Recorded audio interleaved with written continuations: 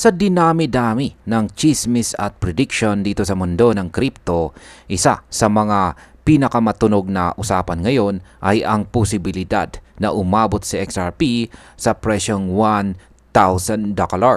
Oo, tama po ang narinig ninyo mga ka-crypto. Mula po sa kasalukuyang presyo na nasa $3.13 lamang, may mga analyst at saka influencers na naniniwalang pwede raw talagang umakyat sa XRP sa 4 na digits na halaga. Pero teka, paano nga ba ito posible? Baka iniisip ng iba na puro hype lamang ito o baka raw imposible talaga. Pero ayon po sa isang market pundit na si Ginoong Zach Rector, ay may eksaktong matematika raw na pwedeng magpaliwanag kung bakit posible ang ganitong rally. Kaya yan po ang siyang ating pag-uusapan sa video na ito. Pero bago po tayo magpatuloy, ay pakibasa na lamang po muna ang disclaimer dito po sa ibaba ng ating screen. Yan, paano nga ba naiiba ang galaw ng market cap ni XRP sa bawat araw? Isa po sa mga pinaka-importanting punto na tinalakay ni Ginoong Zach Rector ay ang tinatawag na multiplier effect. Ayon sa kanyang obserbasyon, hindi raw kailangan ni XRP na magkaroon ng eksaktong parehong halaga ng inflow para maabot ang malaking market cap or presyo. Sa madaling salita, hindi kailangang pumasok ang $1 trillion para lang tumaas sa XRP ng $1 trillion na ang kanyang market cap. Ibinahagi po niya na sa mga red days o mga araw na pababa ang presyo, napapansin niyang sa bawat $1 na lumalabas sa market ay bumababa ang market cap ng halos $900 hanggang $6,700. Ibig sabihin, sobrang laki ng epekto ng maliit na galaw sa presyo. Sa kabilang banda, kapag positive day naman, gaya ng araw kung kailan po nag-tweet si US President Donald Trump at binanggit si XRP bilang bahagi ng crypto stockpile, umabot raw ang multiplier sa higit 500 times. Ayan, 500 times. Ibig sabihin ay sa bawat $1 na pumapasok, pwedeng tumaas ng $500 ang market cap ni XRP. Ilang bilyon ang kailangan ni XRP para umabot sa $100? Dito na po naging mas malinaw ang kwento. Ginamit ni Ginoong Rector ang 500 times multiplier para ipakita kung gaano kaunti ang kailangan para makamit ang $100 na price target. Kung totoo nga ang 500 times multiplier, kailangan daw ni XRP ng humigit kumulang $11 billion na net inflows. Pero kung mas conservative po tayo at gamitin natin ang 100 times multiplier, aabot ito sa mga $58 billion.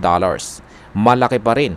Pero ayon po sa JP Morgan, ang mga posibleng XRP ETF ay pwedeng makakuha ng 4 hanggang $8 billion sa unang taon pa lang ng pag-launch nito. Ibig sabihin ay medyo abot kamay na ang $11 billion kung tuloy-tuloy ang pagpasok ng pera kay XRP. At kung ikukumpara natin ito sa mga ETF inflows ng Bitcoin at Ethereum, masasabing hindi po imposible ang ganitong halaga.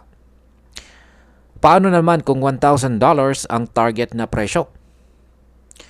Yan, ayon po ulit kay Ginoong Rector, kung gagamitin pa rin ang 500 times na multiplier, kakailanganin lang ni XRP ng $118 billion na inflows. Kapag ginamit naman ang 100 times multiplier, tataas ito sa halos $589 billion. At kung sobrang conservative tayo at gamitin ang 50 times multiplier, kailangan ng lumampas sa $1 trillion ang inflows para marating ang $1,000 na presyo. Mukhang malabo sa unang tingin, pero ayon pa rin po kay Ginoong Rector ay hindi raw ito imposible. Hindi lang daw ito mangyayari sa loob ng 1 taon or 2 taon. Pero kung pagtitingnan ang trajectory or landas ng mga ETF, banking institutions at adoption po ng RippleNet, posibleng makamit ito sa long term. Ngayon, ang sunod pong katanungan ay pwede ba talagang malampasan ni XRP ang Ethereum inflows ng Ethereum? Yan. Sa usapin po ng mga ETF, may mga analyst tulad po ni Ginoong James Seyffart mula sa Bloomberg at saka si Ginoong Matt Hugan mula sa Bitwise na naniniwalang pwedeng mas malaki ang pumasok na pera sa XRP ETF kumpara sa Solana-based ETF. Kung mangyayari ito, mas lalong bibilis po ang pagtaas ni XRP. Dagdag pa ni Ginong Rector, ang average multiplier na obserbahan po niya ngayon ay nasa pagitan ng 100 times hanggang 200 times. Depende raw ito sa lakas ng buying pressure o demand mula sa mga bagong investors at saka institutions. Kapag mas naging agresibo po ang pagpasok ng pera, lalo na sa umpisa ng mga ETF launches, pwedeng umabot or lumampas pa ang multiplier sa 500 times, lalo na kung mangyayari ang mga major adoption sa remittance system at saka cross-border payments. Yan, ano naman ang maaari pong maging hadlang sa pag-akyat ng presyo? Kahit maganda po ang projections at math, hindi raw nangangahulugang smooth sailing ang lahat. Sinabi rin ni Ginoong Rector na hindi ito isang short-term prediction. May mga hadlang pa rin gaya po ng regulatory issues, market sentiment, at saka geopolitical risk. Bukod dito ay kailangan din ng malaking suporta mula sa mga institutions para talaga mag-materialize ang $1,000 price point. Hindi po sapat ang retail investors lamang. Dapat ay may tulong mula sa mga bangko, hedge funds at mga kumpanya na gagamit ng XRP sa real-world use cases. Yan, para po sa atin bilang mga Pinoy crypto enthusiast, ang ganitong klaseng analysis ay nagbibigay pag-asa at mas malalim na pag-unawa sa galaw ng market. Ipinapakita nito na hindi lang basta hype ang mga target na presyo.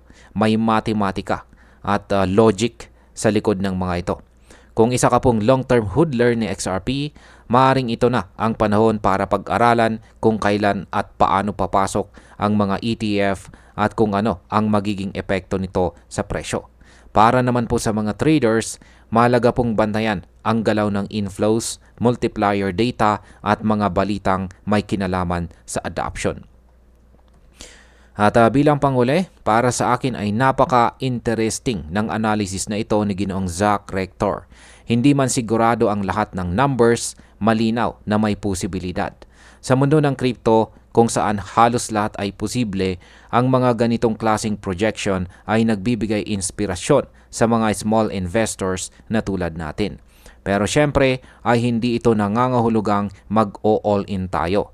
Dapat pa rin ay may risk management, tamang pag-aaral at hindi po basta-basta nagpapadala sa hype. Kung papasok ka kay XRP, gawin ito ng may sapat na kaalaman at pangmatagalang plano. At ayun, hanggang dito na lamang po tayo sa video na ito mga ka-crypto. Marami pong salamat sa panunood. Ingat po tayo lagi at God bless po sa ating lahat.